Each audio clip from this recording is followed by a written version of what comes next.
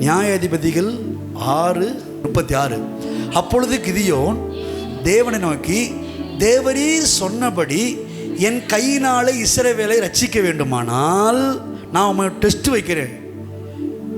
இதோ நான் மயிருள்ள ஒரு தோலை களத்திலே போடுகிறேன்.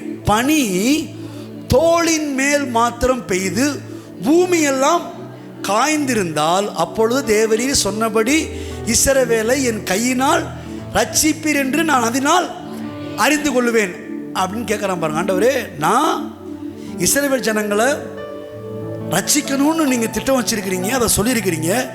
நான் அப்படி செய்வேன் என்பதற்கு எனக்கு அடையாளம் வேணும். என்னன்னா, மயிருள்ள ஒரு தோலை இந்த களத்தில் போடுறேன். பனி அந்த தோல் மேலே மாத்திரம் தான் இருக்கணும். ராத்திரி ஃபுல்லாக கிடக்கட்டும் ஆண்டவரே, பனி பெய்யணும். ஆனால் அந்த பனி எது மேலே மாத்திரம் இருக்கட்டும்? அந்த தோல் மேலே மாத்திரம் இருக்கணும். மற்ற எல்லாமே எப்படி இருக்கணும்? காஞ்சி போயிருக்கணும். அப்படி காஞ்சிருந்தா நீங்கள் என் கூட இருக்கீங்கன்றதை நான் உறுதிப்படுத்துகிறேன் ஆண்டவரே அப்படின்னு கேட்குறான். கர்த்தர் இவன் சொன்னபடியே செஞ்சார். அடுத்து என்ன பண்ணிருக்கு? அப்படியே ஆயிடுச்சு. அவன் மறுநாள் காலமே எழுந்திருந்து தோலை கசக்கி அதிலிருந்த பனிநீரை ஒரு கிண்ணம் நிறைய பிழிந்தான். எதாங்க? பனி. முக்கியமான வார்த்தை பனி. கவனிச்சுக்கோங்க, பனி. அந்த பனியை ஒரு கிண்ணம் நிறைய பிழிந்தான். அப்பொழுது கிதியோன் தேவனை நோக்கி, நான் இன்னும் ஒரு விசை உம்மோடு பேசுகிறேன், உமது கோபம் என் மேல் மூளாதிருப்பதாக. தோளினாலே நான் இன்னும் ஒரு விசை சோதனை பண்ணட்டும் அப்படின்னு. அது அடுத்து என்னன்னு கேட்டால், நேற்று ராத்திரி தோலில் மாத்திரம் பனி இருந்துச்சு, எல்லா பக்கம் காஞ்சிருந்துச்சு. இப்போ தோல் மாத்திரம் காஞ்சிருக்கணும், பூமி முழுவதும் பனி பெய்திருக்க வேண்டும் என்று சொல்லி ஒரு டெஸ்ட் வைக்கிற ஆண்டவர்கிட்ட.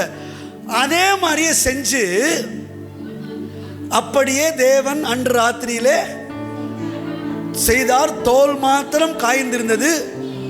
பூமி எங்கும், சத்தமா சொல்லுங்க, பூமி எங்கும் பனி பெய்திருந்தது. இந்த பனி என்ன தெரியுமா? தேவனுடைய தயவு. அந்த வசனத்தை நீதிமொழிகள் எடுத்துட்டீங்க. அந்த வசனத்தை நீதிமொழிகள் 19:12. ராஜாவின் கோபம் சிங்கத்தின் கர்ச்சிப்புக்கு சமானம், அவனுடைய தயை புல்லின் மேல் பெய்யும் பனியை போல இருக்கும். அப்ப பனின்றது எது?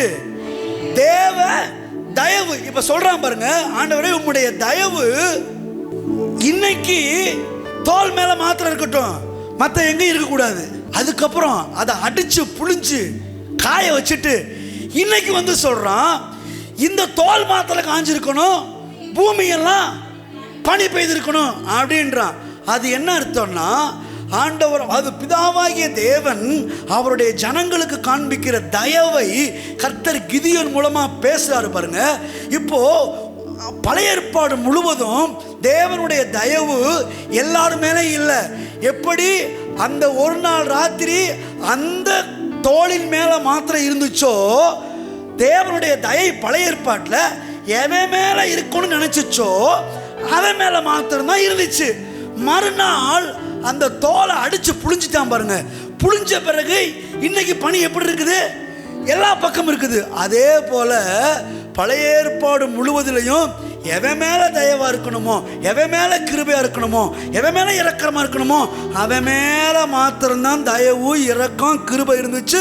அவங்கள மாத்திரம்தான் தேவ தயவு செல்வ சீமான்களாய் வாழ வைத்தது.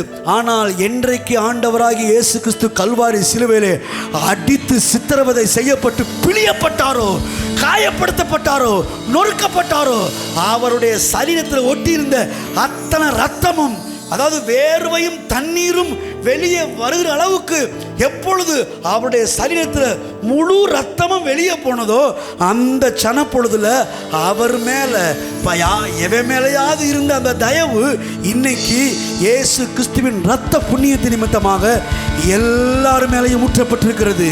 ஹல்லேலூயா. இன்றைக்கு எவன் மேலே இரக்கமாக இருக்க சித்தமாக இருப்பேனோ அப்படின்னு ஆண்டவர் சொல்ல முடியாது. ஏன்னு கேட்டால், இன்னைக்கு கடவுள் எல்லாரும் மேலே இரக்கமாக இருக்கிறார். இந்த காலை வேலை ஒரு நற்செய்தி சொல்கிறேன், இங்கே இருக்கிற ஒவ்வொருவர் மேலேயும் கர்த்தர் இரக்கமாக இருக்கிறார்.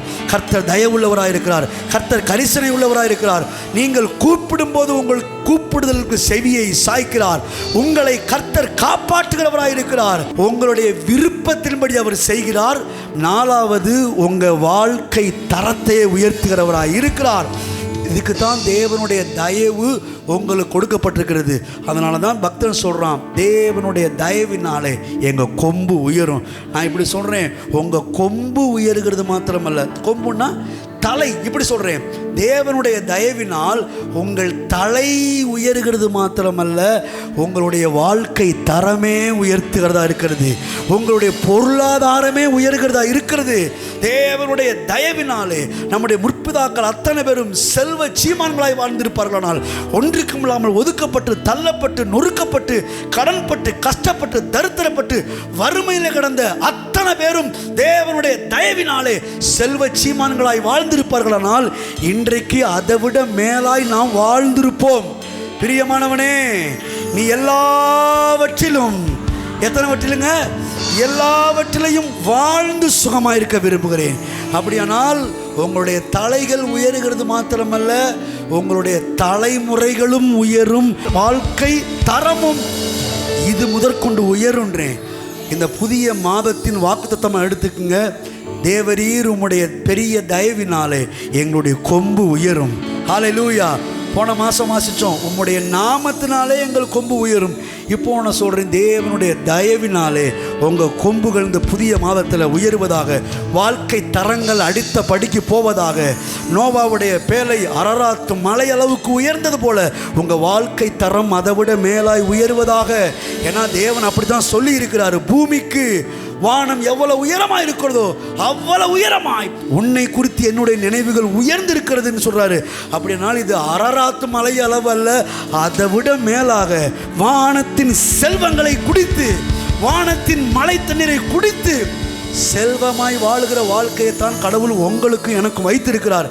ஏன் தெரியுமா? கர்த்தர் எல்லார் மேலும் கையை தட்டுகின்றேன். தயவுள்ளவர், தயவுள்ளவர், தயவுள்ளவர். உங்க தயவு பெரியதே, உங்க இரக்கம் பெரியதே. எல்லாம் எழுப்பி நிற்கலாம். பாதுகாக்குதே, உங்க தயவு பெரியதே, உங்க தயவு சிறந்ததே.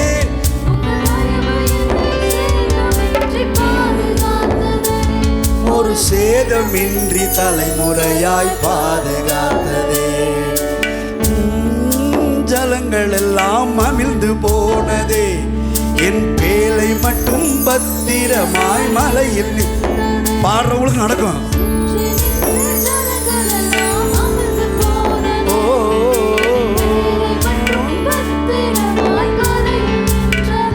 ஆமென். மூழ்கும் என்றும் எதிர்பார்க்கும் கண்கள் தோற்றதே.